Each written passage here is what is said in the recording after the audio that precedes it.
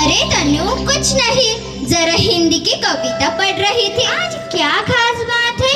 हिंदी पर इतना प्यार क्यों मढ़ा रहा है? अरे बुद्धू, तुझे पता नहीं, कल 14 सितंबर है। पूरे राज्य में हिंदी दिवस मनाया जाता है। हिंदी दिवस की ढेर सारी शुभकामनाएं आप सभी को हमारी ओर से हिंदी दिवस की बहुत बहुत बधाइयाँ। मनवा, तुझे कौन सी भाषा सबसे अच्छी लगती है? क्या मैं बताऊं? चल तू ही बता। सभी भाषाओं का समान महत्व है। भाषा और उसमें होने वाली कविता और शायरी, इनका कोई धर्म, कोई मजहब नहीं होता। इनका सिर्फ एक ही मजहब होता है। पता है क्या? दिल से दिल को जोड़ना और एक दिल की बात दूसरे दिल तक पहुंचाना। वाह रिद्धि, तुमने तो एकदम सही फरमाया है। मनवा, तनी कविता तो सुना। दीदी दीदी, क्या मैं सुनाऊं कविता? मैंने भी याद की है कविता। आ गई नक्चड़ी, चल सुनाओ कविता। मैं भारत माँ के मस्तक पर सबसे चमकीली बिंदी हूँ। मैं सबकी जानी पहचानी भारत की भाषा हिंदी हूँ। मेरी बोली में मीरा मनमोहक काव्य सुनाया है। कवि सूरदास के गीतों में मैंने कममान न पाया है। तुलसी कृत रामचरित मानस मेरे मुख में चरितार्थ हुई। विद्वानों संतों की वाणी गुंजित हुई, साकार हुई।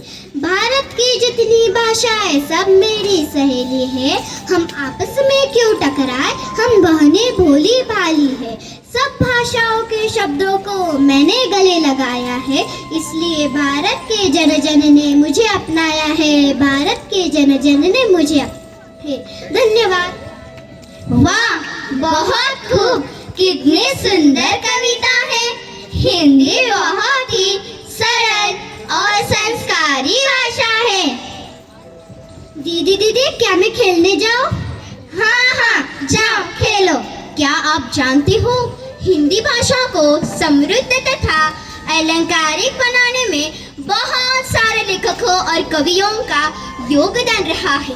जैसे मुंशी प्रेमचंद, जयशंकर प्रसाद, धर्मवीर भारती, सुमित्रा नंदन पंत, रसखान, संत मीराबाई आदि। मुंशी प्रेमचंद जी का हिंदी साहित्य में अत्यंत महत्वपूर्ण स्थान है।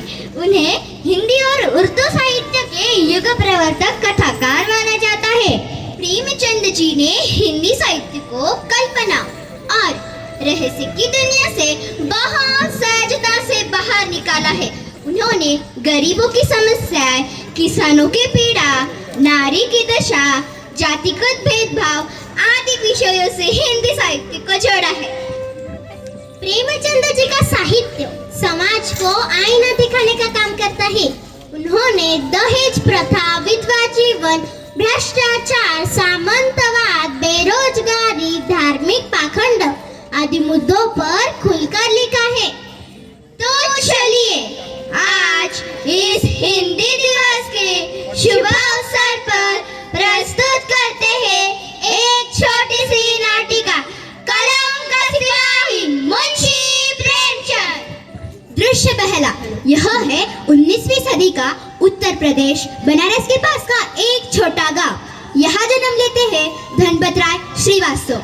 आगे चलकर जिनका नाम होता है मुंशी प्रेमचंद, हिंदी और उर्दू साहित्य के महान कथाकार।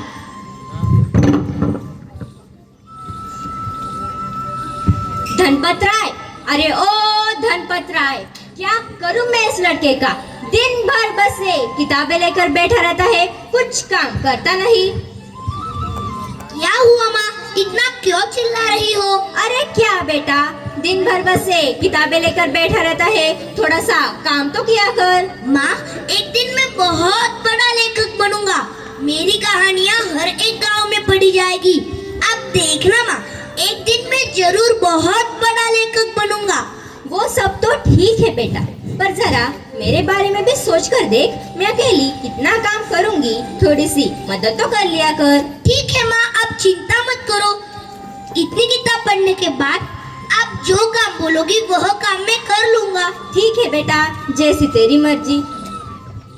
बालक यह लगन ही थी जो कठिन परिस्थितियों में उसे रोक न सकी। माँ का निधन, आर्थिक तंगी और फिर पिता का साथ भी छूट गया।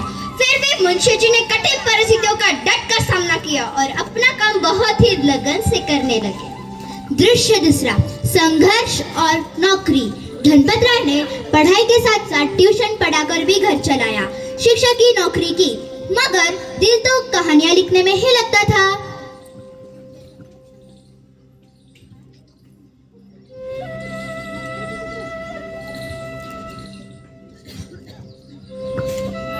Very good.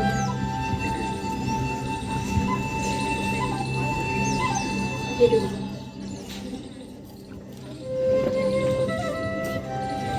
आइए आइए बच्चों, मेरे दोस्त मुझे मिलने आए हैं। तुम लोग थोड़ी देर बाद पढ़ाई करने आना।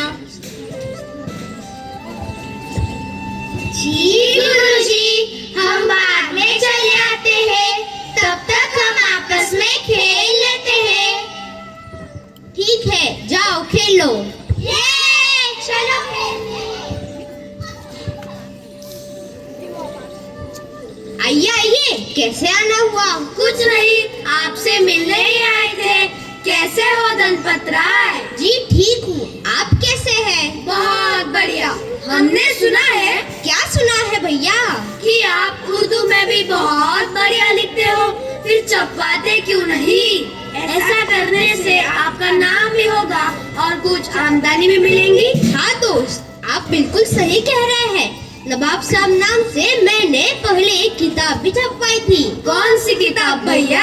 सोजे वतन, मगर अंग्रेज सरकार ने वो भी जब्त कर ली। अरे ये तो बहुत ही बुरा हुआ। अंग्रेज सरकार को ऐसा करने का कोई अधिकार नहीं है। देशभक्ति और समाज की सच्चाइयों पर आधारित उनकी रचनाएं सरकार को खटकने लगी, इसलिए अंग्रेज सरकार ने उनकी किताबों पर पाबंदी लगा दी। मगर मुंशी प्रेमचंद रुकने वालों में से नहीं थे। उन्होंने फिर भी हिंदी को समृद्ध बनाने का कार्य शुरू ही रखा। दृश्य तीसरा, मुंशी प्रेमचंद किताब लिख रहे हैं। अब से मैं हिंदी में भी लिखूंगा, वो भी मेरे असली नाम से, मुंशी प्रेमचंद। अब मुझे कोई भी नहीं रोक सकता। मैं मेरा काम पूरे लगन के साथ करूंगा। यहीं से शुरू हुआ एक नया युग। गोदान, कफन, गवार, निर्मला और ईदगाह जैसी कालजयी रचनाओं का उन्होंने समाज के शोषण, गरीबी, नारी दर्द और किसानों की दुर्दशा को शब्द दिए। प्रेमचंद जी की कहानी ईदगाह ने तो मेरे आंखें ही खोल दी। हम दोस्तों के साथ ईदगाह हो जाता है। मेले में बाकी सारे बच्चे खिलौने, मिठाइयाँ, चूड़ियाँ खरीदते हैं, झूले झूलते हैं, लेकिन हमें तो अपनी दादी अम्मा के लिए चिमटा खरीदता है, क्योंकि रोटी सेकते वक्त दादी माँ के हाथ रोज झड़ते थे और हमें तो अपनी दादी माँ का यह दर्द देख न सका। इसलिए खिलौने के बजाय हमें ने अपने दादी माँ के लिए चिमटा खरीदा। इतनी छोटी उम्र में हमें कितना समझदार और संवेदनशील लड़का है। अगर एक गाह लगन से पड़ी तो आंखों से आंसू निकल आते हैं। सचमुच कितने महान थे मुंशी प्रेमचंद, जिन्होंने इतनी भावनात्मक कहानियां लिखी है। दृश्य चौथा, मुंशी प्रेमचंद बीमार है। दोस्त मिलने आते हैं और हालचाल पूछते हैं।